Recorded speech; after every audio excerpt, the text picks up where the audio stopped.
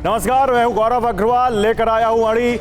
और क्योंकि हमें देश की पड़ी आज अड़ी में हमारा विषय है, क्या मुसलमान हिंदू थे? ये सवाल जम्मू कश्मीर के बड़े राजनेता गुलाम नबी आजाद के एक बयान के बाद उठा है। गुलाम नबी आजाद पहले कांग्रेस में थे, अब इन्होंने अपनी पार्टी बना ली। पहले सुनते हैं कि गुलाम नबी आजाद ने ऐसा क्या कहा जो उन्हें राष्ट्रीय स्वयंसेवक संघ की विचारधारा के करीब कहा जा रहा है, फिर आगे बढ़ते हैं। हमारे हिंदुस्तान में इस्लाम सिर्फ वैसे पूरा इस्लाम तो आया ही है 1500 साल पहले। हिंदू धर्म बहुत पुराना है। तो बाहर से आए होंगे 10-20, वो जब मुगलों के वक्त में उनकी फौज में थे। बाकी तो सब हिंदू से ही कन्वर्ट हुए हैं मुसलमान हिंदुस्तान में। और उसकी मिसाल हमारी कश्मीर में है। कश्मीर में कौन था 600 साल पहले मुसलमान? सब कश्मीरी पंडित थे, सब वही इस्लाम कर गए, बन गए। तो मैंने कहा सब इसी धर्म में पैदा हुए। मजहब का सहारा, मजहब तो ठीक अपने लिए, लेकिन राजनीति में जो मजहब का सहारा देता है वो कमजोर होता है। कि धर्म हम सबका, उसमें कोई मना नहीं, लेकिन राजनीति में आकर ना वोट मांगे धर्म के आधार पर। इंसाफ अगर कोई धर्म के नाम पे बांटेगा, वो राजनीति में नहीं होना चाहिए। और उससे देश बड़ा नहीं होता है, उससे देश छोटा होता है और नफरत फैल जाती है। हमारा मुसलमान तो सबसे ज्यादा जगह पकड़ता है जमीन, हाँ बहुत जमीन पकड़ता है, तो वो भी इसी जमीन में जाता है। उसका मांस भी, उसकी हड्डियां भी इसी भारत माता की धरती का हिस्सा बन जाते हैं। तो कहां हिंदू, कहां मुसलमान? हिंदू भी गया इसी में और मुसलमान भी इसी में गया। तो गुलाम नबी आजाद को सुन रहे थे आप, और गुलाम नबी आजाद ने जो कहा उसके मुख्य टेक अवे आप जल्दी से देख लेते हैं, फिर आगे बढ़ते हैं। एक बड़ा पैनल आज हमारे साथ होगा जिनसे हम इस बारे में बात करेंगे कि क्या मुसलमान हिंदू थे, लेकिन 600 साल पहले कौन मुसलमान था? यह बहुत बड़ा सवाल यहां पर गुलाम नबी आजाद ने पूछा। मुगल फौज में 10-20 आए होंगे, सब हिंदुओं से कन्वर्ट हुए। कीवर्ड पकड़िएगा, सब हिंदुओं से कन्वर्ट हुए, सब कश्मीरी पंडित थे। गुलाम नबी आजाद ये कहते हुए सब वही इस्लामी बन गए, सब इसी मिट्टी की पैदावार, अंदर बाहर से कोई नहीं आया। वो कह रहे हैं कोई नहीं आया। कौन हिंदू कौन मुसलमान, दोनों इसी मिट्टी में मिल जाएंगे। हिंदू धर्म बहुत पुराना है, ये वो कह रहे हैं। वो कह रहे हैं राजनीति में मजहब का सहारा लेने वाले कमजोर हैं। अब आपके मन में सवाल होगा कि ये बात उन्होंने कब कही, कहां कही और क्यों कही? आखिर इसके पीछे गुलाम नबी आजाद साहब के मन में क्या चल रहा था? तो आइए जरा बताते हैं। उनकी पार्टी का क्या नाम है, पहले आप ये देखिए। उनकी पार्टी का नाम है, आप ऊपर देख सकते हैं यहां पर, डेमोक्रेटिक प्रोग्रेसिव आजाद पार्टी। 26 सितंबर 2022 को उन्होंने ये पार्टी बनाई थी। और उन्होंने कहां बोला? डोडा जिले में यह बयान दिया, जम्मू कश्मीर के डोडा जिले में, जहां 53% मुस्लिम हैं और 45% हिंदू हैं। 1972 से अब तक जो चुनाव हुए उसमें डोडा विधानसभा में 6 बार मुस्लिम एमएलए चुना गया, जबकि 2 बार हिंदू। 2014 में हिंदू एमएलए चुने गए थे बीजेपी के। क्या बोले, इसे दोहरा लें। सब कश्मीरी पंडित थे, कश्मीरी मुसलमान हिंदुओं से कन्वर्ट हुए। किसके बीच बोल रहे थे, यह भी बहुत अहम था। पार्टी की एक सभा थी और उसमें वो जो बोल रहे थे उसमें हिंदू और मुस्लिम दोनों सुनने वाले थे। 13 अगस्त 2023 को उन्होंने ये बयान दिया। अब सवाल उठता है कि क्यों बोले, और यह सबसे बड़ा सवाल है कि आखिर गुलाम नबी आजाद के इस बयान के, अचानक इस बयान के पीछे मकसद क्या है? तो हमने इसके पीछे 5 थ्योरीज निकाली हैं, वो आपको यहां दिखाते हैं। पहली थ्योरी, अपनी पार्टी का आधार बढ़ा रहे हैं गुलाम नबी आजाद, इसलिए उन्होंने यहां पर हिंदू मुस्लिम एकता वाला यह बयान दिया। दूसरा, क्या राजनीतिक तुष्टीकरण करना चाहते हैं और इसलिए यहां पर कह रहे हैं कि यहां पर सभी मुसलमान हिंदू ही तो थे कश्मीर में। तीसरा, क्या बीजेपी के साथ जाएंगे गुलाम नबी आजाद? क्योंकि कुछ लोग कह रहे हैं, ये इशारा कर रहे हैं। तो क्या गुलाम नबी आजाद के इस बयान के पीछे का मकसद यह है, क्या कांग्रेस के नए अवतार बनना चाहते हैं गुलाम नबी आजाद, इसलिए उन्होंने यह बयान दिया? और पांचवा, क्या संघ के गुलाम नबी आजाद जब कांग्रेस से अलग हुए थे तो क्या कहा गया था? गुलाम आजाद हो गए आज। तो क्या संघ के गुलाम, ये भी कोट अनकोट, ये यहां पर, ये भी एक यहां पर सवाल है। देखिए, हम बार बार सुनते हैं कि भारत की खूबसूरती है अनेकता में एकता। डेमोक्रेसी कला है कई तरह के विरोध के बीच सहमति तैयार करने की। ऐसे में सवाल आता है कि जब हम मुसलमान को कहते हैं कि वो हिंदू थे, तो इसका पॉलिटिकल नैरेटिव क्या तैयार होता है?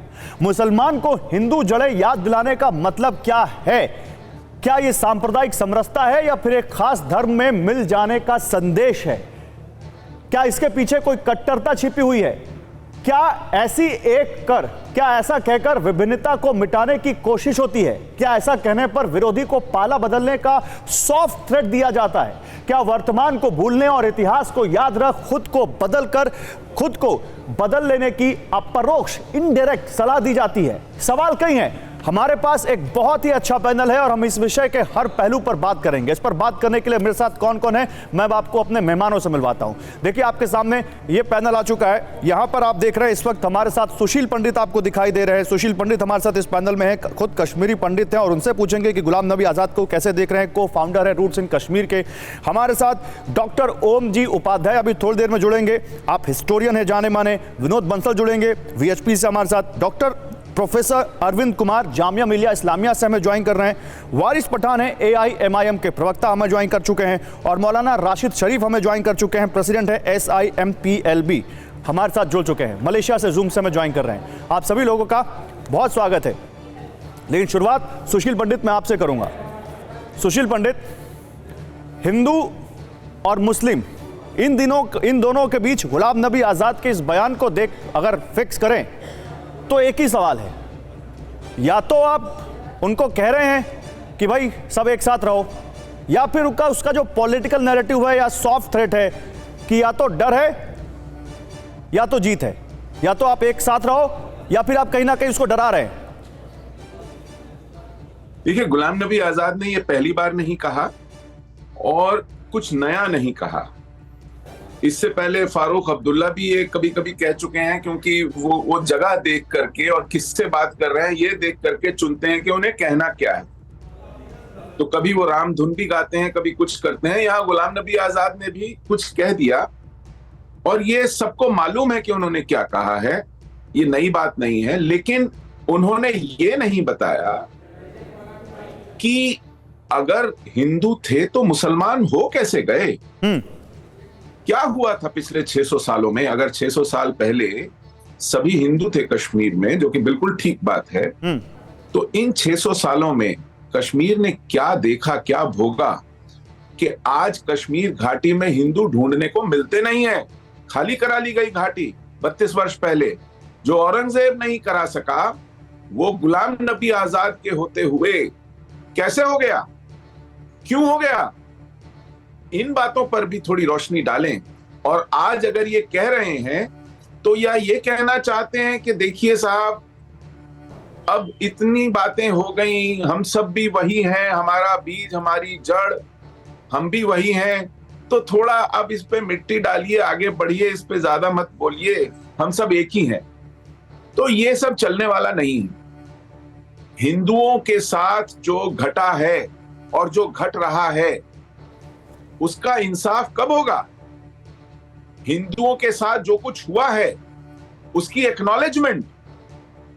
हिंदू थे मुसलमान हो गए, ये लीपापोती नहीं चलेगी। वो कैसे हुए? उनके मकान, उनकी जमीनें, उनके मंदिर क्या हुए? उनके शमशान तक नहीं बचे।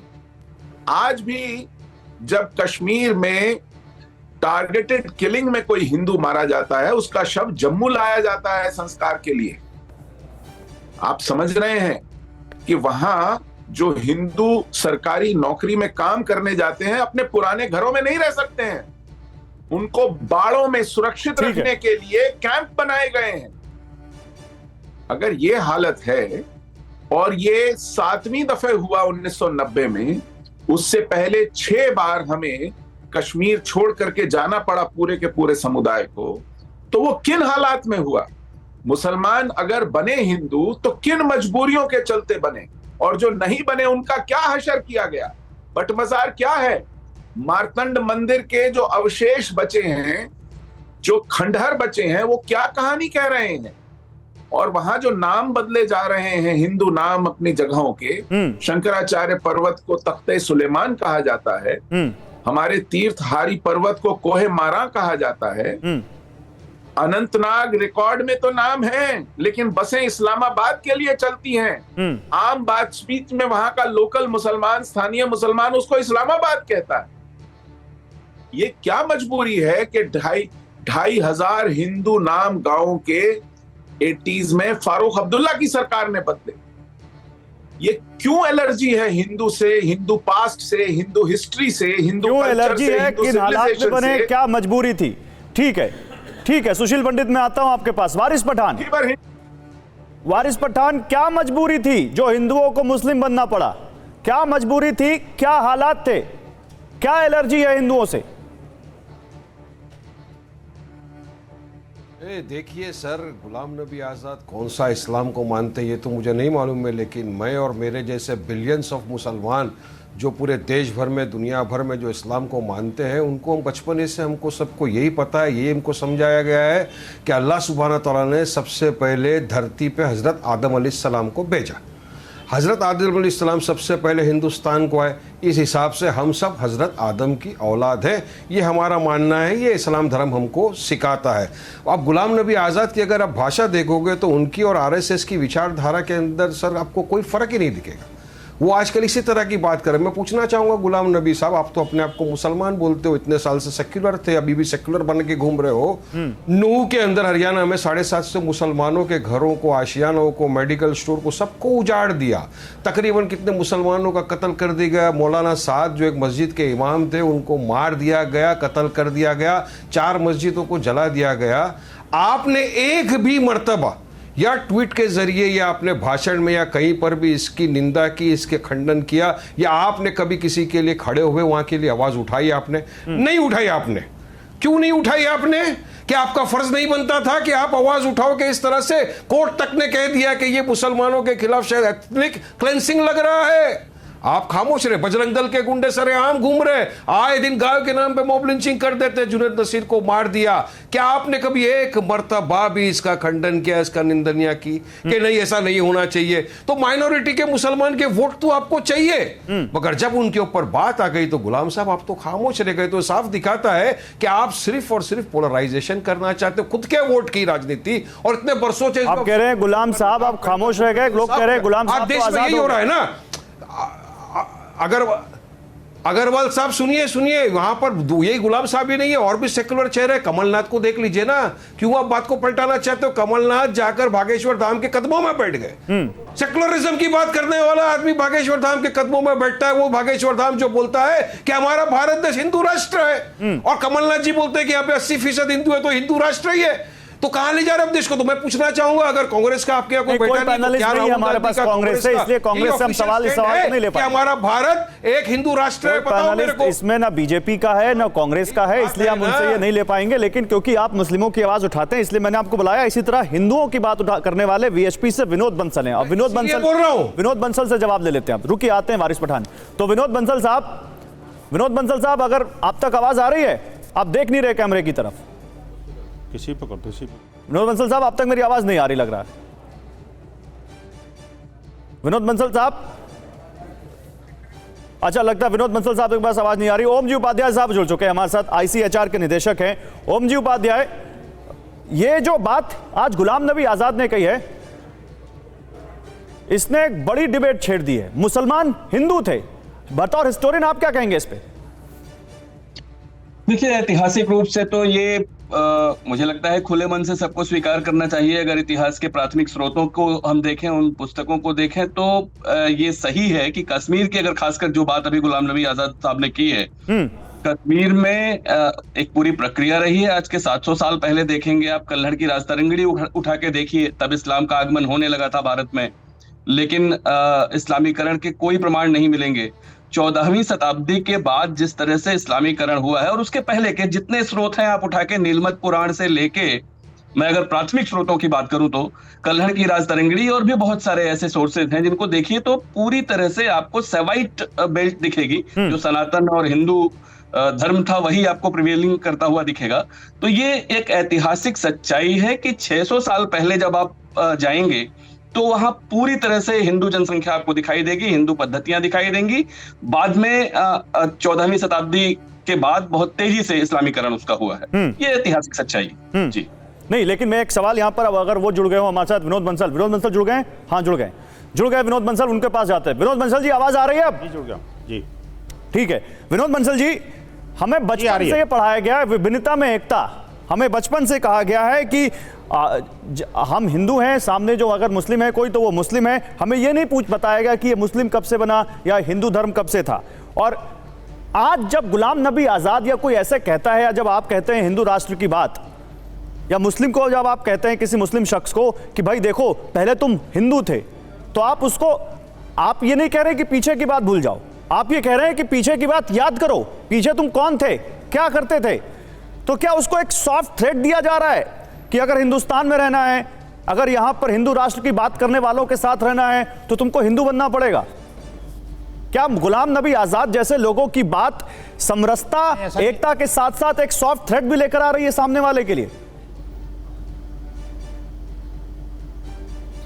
देखिए, गुलाम नबी की बात तो गुलाम नबी जानते हैं, वो जवाब उन्हीं से लेना चाहिए। लेकिन मैं ये कहना चाहता हूँ कि ये जो गुलाम नबी हों या दिग्विजय सिंह हों या कमलनाथ हों, ये हिंदुत्व के नए नए अवतार बनने की कोशिश कर रहे हैं।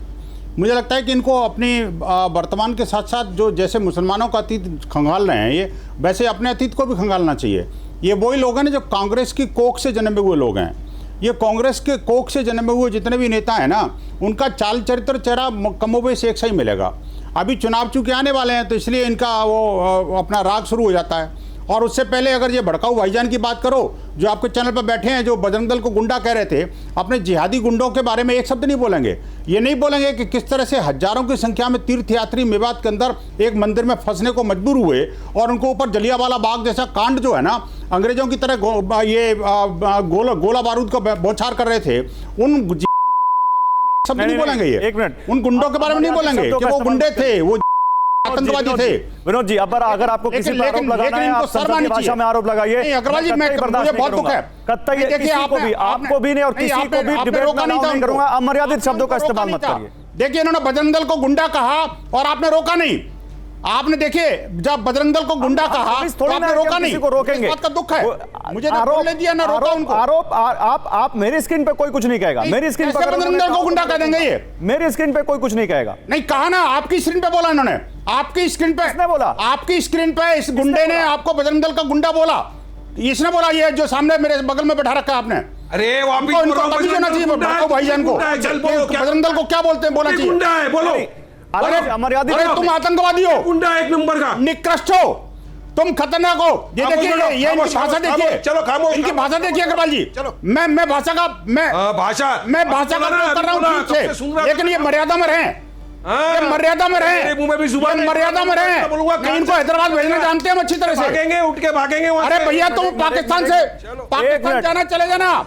मुद्दा कश्मीर है। वारिस पठान और विनोद बंसल, आप एक दूसरे से लड़ने लग गए। शब्द नहीं है ना, आप एक दूसरे से लड़ने लग गए। मैं आप गुलाम नबी आजाद ने जो बयान दिया उस पर आया हूँ।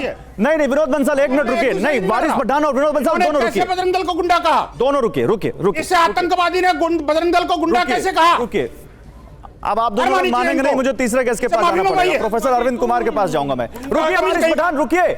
नहीं, ऐसा नहीं होगा, मेरी डिबेट में ऐसा नहीं होगा। विनोद बंसल जी, ऐसा नहीं होगा। रुकिए, आपस में नहीं लड़ेंगे आप, और बिल्कुल किसी अमर्यादित शब्द का इस्तेमाल कोई नहीं करेगा, चाहे वो वारिस पठान हो और चाहे विनोद बंसल हो।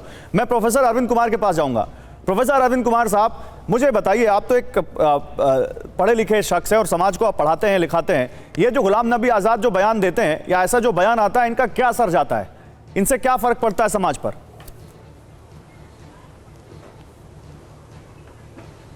देखिए गौरव जी, जो गुलाम नबी आज़ाद एक पॉलिटिशियन हैं और उनके स्टेटमेंट का एक पॉलिटिकल कॉनोटेशन तो है ही, पर मुझे जिस हैसियत से आपने इस चैनल पर बुलाया है, और हम लोगों का काम है कि एक ऐतिहासिक दृष्टिकोण की जो समझदारी है, एक जो किताबों की समझदारी है और एक जो आम जनमानस की समझदारी है, उस पर कुछ बात रखूं।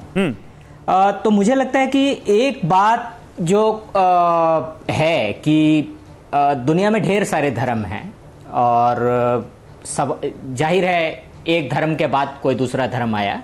तो यदि मैं जल्दी से इतिहास में जाऊं तो महात्मा बुद्ध भी कभी हिंदू थे, लेकिन हिंदू शब्द की जो आविर्भाव हुआ है वो ही समझिए कि मेडिवल हिस्ट्री में हुआ है, सिंधु और सिंधु से हिंदू। उस बहस में मैं नहीं जाऊंगा क्योंकि उतना वक्त नहीं है।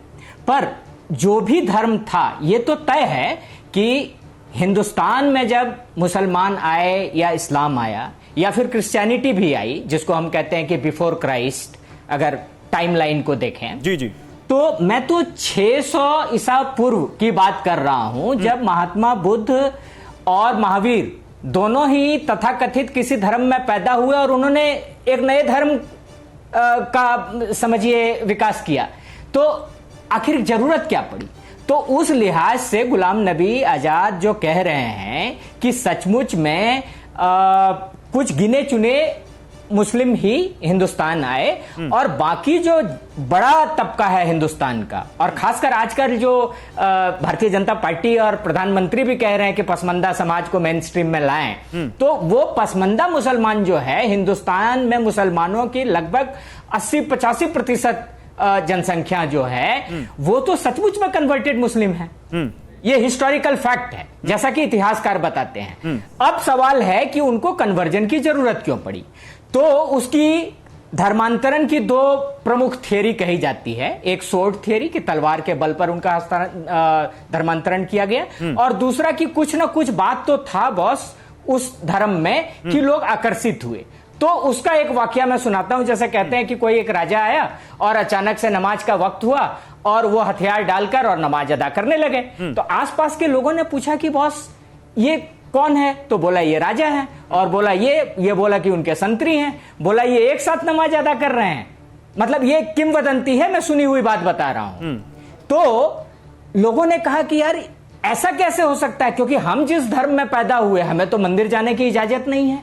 फिर आप कोई पैनलिस्ट इसको अन्यथा ना ले, लेकिन हमें पता है कि इस देश में पिछड़ी जातियां और खासकर अछूत जातियां, एक्स अनटचेबल आज के डेट में कहेंगे, दलित जातियां, जिनको मंदिर जाने की इजाजत नहीं थी। शायद इसीलिए महात्मा गांधी को भी और बाबा साहब अंबेडकर को भी टेम्पल एंट्री मूवमेंट करनी पड़ी।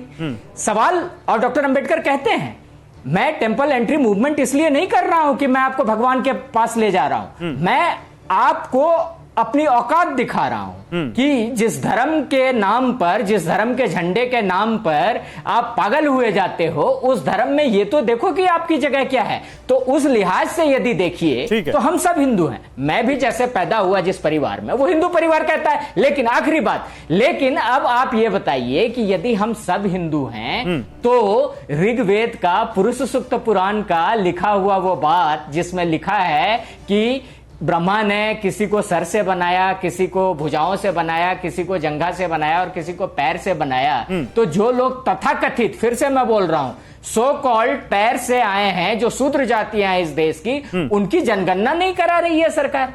तो सवाल तो ये तो दूसरे मुद्दे पे हम चले जाएंगे प्रोफेसर अरविंद, लेकिन आपने बड़े अच्छे तरीके से बैकवर्ड है। नहीं, दूसरे मुद्दे नहीं जी, मैं कह रहा हूं पसमंदा का मतलब बैकवर्ड है, और इस देश का जो ओबीसी समाज है, जो बैकवर्ड समाज है, वो भी जो 52-54% 1931 के, ये तो मैं कह रहा हूं कि सब हिंदू हैं, ये तो बात ठीक है। और यदि आप मुझे वक्त देंगे सर, तो समय कम है, मुझे दूसरे और वक्ताओं के पास भी जाना है, लेकिन आपका बहुत शुक्रिया सर, आप आए, आपने अपना कीमती वक्त दिया और एक बड़ा पर्सपेक्टिव दिया हिस्ट्री को लेकर, जो हम आज मुद्दा ले रहे हैं उस पर।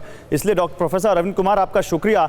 और देखिए, मौलाना रशीद साहब हमारे साथ हैं, अब उनके पास जाना जरूरी है, लेकिन मौलाना रशीद के पास जाएं उससे पहले मैं यहाँ पर एक ग्राफिक्स दिखाना चाहता हूँ। और क्योंकि कश्मीर के लिए हम बात कर रहे हैं कि कश्मीर में कैसे यहाँ पर मुस्लिम आए, या कश्मीर में कौन पहले पंडित था, कौन मुस्लिम था, जो कि गुलाम नबी आजाद अगर कह रहे हैं, तो मुझे लगता है ये ग्राफिक्स दिखा देना चाहिए। और फिर मौलाना रशीद आपके पास आता हूं और आप उसमें आप अपनी बात जरूर रखिएगा। देखिए, ये एक बहुत बड़े जो प्रोफेसर हैं कश्मीर के, Shah Hamdan institute of Islamic studies, university of Kashmir Srinagar के पूर्व डायरेक्टर प्रोफेसर हामिदुल्लाह मराजी उर्फ आबिद नसीम राफियाबादी ने एक लेख लिखा है। अपने लेख में उन्होंने कश्मीर में इस्लामीकरण को लेकर एक जो जानकारी दी है वो देखिए। उन्होंने कहा कि 712 ईस्वी में, कहा जाता है कि 13वीं शताब्दी में कश्मीर में मुस्लिम आए, लेकिन उससे बहुत पहले सीरियन मूल का एक शख्स हमीम कश्मीर आ चुका था, ये उन्होंने कहा। और इसके अलावा उन्होंने क्या कहा? उन्होंने कहा कि वो कश्मीर आने वाला पहला मुस्लिम था जो वहां पर पहुंचा था। इसके बाद उन्होंने कहा सन 1320 में बौद्ध रिंचेन शाह सहित 10,000 लोगों ने इस्लाम अपनाया। इस्लाम कश्मीर का उस वक्त 1320 में आधिकारिक धर्म बन गया। उन्होंने कहा 1372 में मीर सैयद अली हमदानी कश्मीर आया और उसने इस्लामीकरण को रफ्तार दी 1372 के बाद। 1381 में, जल्दी से पीछा इसको चेंज करते हैं, 1381 में मीर सैयद अली हमदानी ने लद्दाख में पहली मस्जिद स्थापित की और 1393 में मीर मोहम्मद हमदानी, मीर सैयद अली हमदानी का बेटा, वो कश्मीर आता है 300 सैयद के साथ। कश्मीर का इस्लामीकरण उसने जारी रखा। फिर वो कहते हैं इस्लाम के लिए मूवमेंट आज भी जारी है। वो कह रहे हैं कि मिस्र, सऊदी अरब, देवबंद, लखनऊ और आजमगढ़ के मदरसों से पढ़कर इस्लामिक विद्वान आए। इन इस्लामिक विद्वानों और संगठनों ने इस्लामीकरण में अहम भूमिका निभाई, लोगों को इस्लाम अपनाने की शिक्षा दी और गुप्त रूप से इस्लामीकरण का या कन्वर्जन का अभियान अभी भी जारी है, वो ये कहते हैं। तो मौलाना रशीद, आपसे ही सवाल है यहां पर, आप जो ये आप क्योंकि इस्लामिक स्कॉलर हैं, क्या वाकई हिंदुओं को वहां पर इस तरह से कन्वर्जन करके मुस्लिम बना दिया गया और ये हालात आज पैदा हो गए कि कश्मीर घाटी में 90% से ज्यादा कश्मीर में मुस्लिम है? जी बिल्कुल अग्रवाल जी, मैं आपकी बात से सुन रहा हूं और दूसरों की बात भी सुना था। कोई भी इस्लाम तलवार की नोक पे किसी किस्म से फैला नहीं, ये सिर्फ इंसानियत का पैगाम की वजह से इस्लाम फैला सो है, इंसाफ की वजह से फैला सो है। आप देखिए आज कश्मीर में हमारे गुलाम नबी आज़ाद साहब, बात इतने सीनियर लीडर है, अपने को आप सेकुलर कहते हैं, आज इनकी एक बात से तकरीबन 20 से 25 करोड़ मुसलमान जो हिंदुस्तान में रहते हैं उन तमाम को तकलीफ हुई है। अगर कोई भी बोलना है आप बराबर बोलिए, मगर इस तरीके से मत बोलिए कि किसी दूसरे को तकलीफ हो। आप इससे पहले है सब तकरीबन 600 साल से पहले, अरे 1200 साल तो हिस्ट्री मुगल्स की है, आप तमाम को मालूम है 600 साल पहले क्या हुआ, 700 साल, सर हमारे को वो चीजों में हमको जाना नहीं है। इस तरीके से आप देखिए फारूक अब्दुल्ला साहब को भी देखिए, आप है सो फारूक अब्दुल्ला साहब है सो जो भी भजनों पे थिरकना चालू कर देते हैं। आप महबूबा मुफ्ती को देखिए, आप बीजेपी के साथ मिलके है सो हुकूमत बना लेते हैं। आज जो गुलाम नबी आजाद साहब का जो स्टेटमेंट है सिर्फ और सिर्फ एक बचकाना बात है और कुछ नहीं है। मैं उनको ये बात बताना चाहूंगा कि अगर आप लोग जो जिसके मैं नाम गिना, अगर आप लोग आज सीधे होते और सही होते, सच्चे रास्ते कश्मीर की ये हालत नहीं होती सर। आज कश्मीर यहाँ परेशान, उनके एक बयान से कश्मीर भी परेशान हो गए। इसी वजह से सर किसी भी ऐसी इस तरीके से बात करना नहीं चाहिए। अगर इस तरीके से बात करना, अगर आप बीजेपी ज्वाइन करना चाह रहे कर लीजिए, बीजेपी में जाना चाह रहे चले जाइए, मगर इस तरीके से बात करके दूसरों को ठेस पहुंचाइए मत। और दूसरों को है सो ये गलत अपना अनुमान अपना जो बयान है आप बता के है सो दूसरों को है सो खुश करने की कोशिश ना करें। मेरी बड़ी उनसे विनती है कि इस तरीके के बयान मत दे, और अगर इस तरीके से बयान देंगे तो दूसरों को वाकई तकलीफ होंगे और दूसरों को फायदा होगा। ठीक है, सुशील पंडित आपके बात पर यहाँ जवाब देना चाह रहे हैं, लेकिन बीच में क्योंकि कई बार फारूक अब्दुल्ला का रामधुन गाने का जिक्र आया है, आपने भी किया है, तो वो यहाँ पर हम तस्वीरें भी दिखा रहे हैं, आप देख सकते हैं वो तस्वीर जब फारूक अब्दुल्ला रामधुन गा रहे थे, वो तस्वीरें भी देख रहे हैं। लेकिन सुशील पंडित, फारूक अब्दुल्ला रामधुन गा रहे हैं या महबूबा मुफ्ती हिंदू मंदिरों में जा रही हैं, या फिर गुलाम नबी आजाद ये कह रहे हैं कि सभी हिंदू थे मुस्लिम नहीं थे, इससे इनको बड़ी तकलीफ हुई है। ये कह रहे हैं ऐसा कुछ नहीं है और आपको रखना है तो अपने दिल में रखिए, सभी मुसलमानों पर वो चीजें मत थोपिए। तो क्यों थोपी जा रही है मुसलमानों पर ये चीजें? क्योंकि ये बहुत से ऐतिहासिक तथ्य छुपा रहे हैं। ये कह रहे हैं कि बड़े प्यार मोहब्बत से राजी खुशी हिंदुस्तान के मुसलमान हिंदू धर्म छोड़कर इस्लाम को कबूल कर लिए थे। मैं उन्हें अल्लामा इकबाल का शिकवा जरा सुनाना चाहता हूं, जिसमें वो खुद कहते हैं अल्लाह से, तुझको मालूम है लेता न कोई नाम तेरा, कुव्वते बाजुए मुस्लिम ने किया काम तेरा। यानी इस मुसलमानों की बाजुओं की ताकत ने अल्लाह तेरा काम किया है। बस रहे थे यहाँ सजलूक में तुरानी भी, अहले चीन में, ईरान में सुसानी भी, इस मामूरे में आबाद थे यूनानी भी, इस दुनिया में यहूदी भी थे नसरानी भी, पर तेरे नाम पे तलवार उठाई किसने?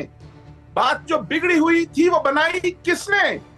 हम थे एक तेरे मरकाए यारों में, कभी खुशकी में लड़ते थे कभी दरियाओं में, कभी दी हैं अजाने यूरोप के कलीसाओं में, कभी अफ्रीका के तपते हुए सहराओं में, शान आंखों में न जचती थी जहादारों की, कलमा पढ़ते थे हम छाओं में तलवारों की। यही आखिर में जाके कहते हैं, नक्श तौहीद का हर दिल में बिठाया हमने, ज़ेरे खंजर भी ये पैगाम सुनाया हमने, ज़ेरे खंजर ये पैगाम सुनाया हमने, ज़ेरे खंजर हमने ये पैगाम, ये अल्लामा इकबाल कह रहे हैं जी, कि तलवारों की छांव में कलमा पढ़वाया हमने और ज़ेरे खंजर ये तेरा पैगाम सुनाया हमने, और उसके लिए हमने जंगें लड़ी और यूरोप के गिरजा घरों से अजानें दी। ठीक है, मंदिर तोड़े, लोग ज़िबा किए, खोपड़ियों की मीनारें बनाई। महमूद गजनी का हिस्टोरियन अल बैरूनी क्या कहता है? आप कश्मीर में तारीख हसन पढ़ लीजिए, ये मुसलमान हिस्टोरियंस हैं, ये कहते हैं।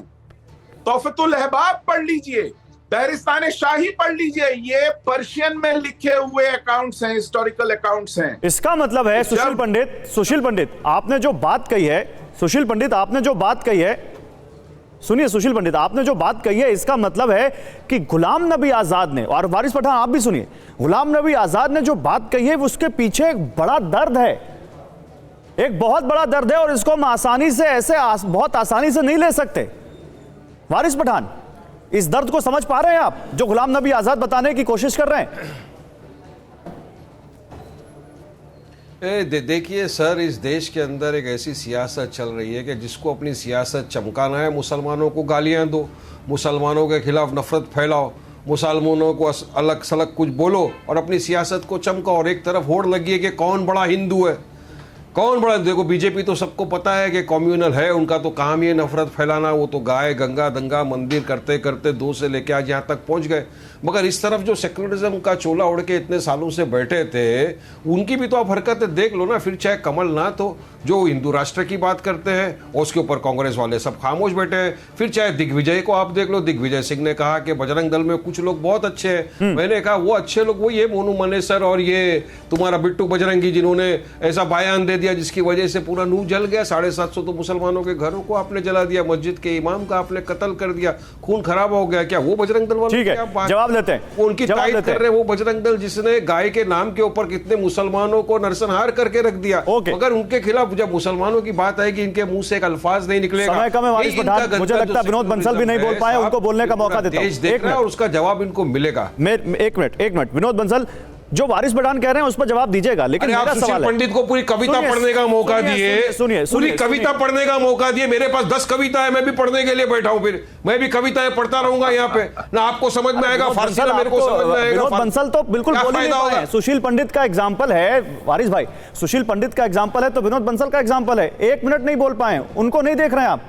ठीक है, वो हिंदू हैं, आप मुसलमान हैं, लेकिन इतनी तो आप हार्मोनी लेके चलते हैं ना कि आप अपने पैनलिस्ट भाई को बोलने का मौका दें। मेरा वक्त ले लो, मेरा वक्त ले लो ना, मेरे हिंदू भाइयों को दे दो, मुझे कोई अफसोस नहीं है। मैं तो नफरत नहीं फैलाना चाहता हूं, मैं तो मोहब्बत। ठीक है, तो फिर मैं पूछ लेता हूं विनोद बंसल से सवाल। कंपैरिजन दिखा रहा हूं, सुशील पंडित को इतना बड़ा भाषण देने का, पोइट्री बोलने का टाइम दिया और मैं अरे तो आपके साथ आपकी लाइन के बराबर बोलने वाले पैनलिस्ट भी तो बोल रहे हैं वारिस पठान। 1 मिनट, मैं विनोद बंसल सवाल है तो विनोद बंसल, हमारे पूर्वज हमारे पूर्वज हिंदू थे, हम आज मुसलमान हैं, इसको आज कितनी सहृदयता से लिया जाना चाहिए? मैं ये सीधा सवाल पूछ रहा हूं आपसे। ये देखिए बिल्कुल सीधा सवाल का सीधा जवाब है। देश के मुसलमानों को भी पता है और देश के हिंदुओं को भी पता है और दुनिया के लोगों को भी पता है कि आखिरकार भारत में जितने मुसलमान हैं वो कहाँ से आए, कैसे बने, क्या हुआ है इनके साथ में, क्यों हुआ है इनके साथ में। ये जो दर्द है ना, ये दर्द ही कभी कभी बीच में अंदर से फूटता है। लेकिन सवाल ये भी है अग्रवाल जी कि ये जो दर्द है कब फूट रहा है, ये दर्द है या कोई सियासत है, इसको भी समझना पड़ेगा। इसी समय आखिरकार इनको हिंदुत्व और वो सब चीज़ क्यों याद आ रही है। लेकिन मैं कहता हूँ ठीक है, जब आए देर आए दुरुस्त आए, कभी कुछ तो किसी को अकल आई। अब इस बात को लेकर के अगर किसी व्यक्ति ने कुछ कह दिया जो उसको अपनी स्टडी के हिसाब से कहा, उससे दूसरों को मिर्ची क्यों लग रही है? एक बात। दूसरी बात ये, जब मेवात की बात आती है तो जब लोग हमला करते हैं तब तो चुप्पी साध लेते हैं, और जब उनके घर टूटते हैं आतंकवादियों के और अलगाववादियों के और जो उपद्रवियों के, तब सारे के सारे बिलबिला जाते हैं। ये भारत के अंदर एक नया ट्रेडिशन चला है। ये एक अलग बहस का विषय है। पिछले कुछ वर्षों से बहुत बहस, जब तक हिंदुओं पर हमले होते थे, आतंकवादी हमले होते थे, आपके दल से, आपके संगठन से लोगों ने इसमें अपनी भागीदारी भी की, इसमें बहस कर चुके हैं, बात कर चुके हैं। मेवात पे नहीं जा रहे, मैं आपसे एक बड़े पर्सपेक्टिव का सवाल पूछ रहा हूं। ठीक है, अब मेवात मत जाइए ना, ठीक है, आप इस पर रहिए।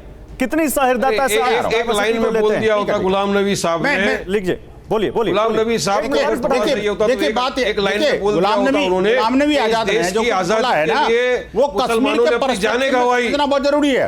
और जब ये सिर्फ विश्व कश्मीर हिंदू नहीं है। परिषद RSS तो नहीं था ना, देश की जब आजादी बार बार ढकोसला करने से क्या फायदा? गंवा रहा ये था, बार बार ये मुसलमानों की आग, मुसलमानों ये कहाँ थे? जाने तो गवाई, जाने ली भी है, तलवे चाट रहे थे, जिन्होंने जान लिया उनके बारे में बोल दो। जो भाईचारे के नाम पर भाइयों को चारे के साथ खा गए, वो उसको भी तो बोल दो। इंडिया गेट पे नाम लिखे देश के अंदर अगर आतंकवादी संगठन किसी ने पाले पोसे बड़े किए हैं तो देश के वही मुसलमान है ना, कट्टरपंथी जो है।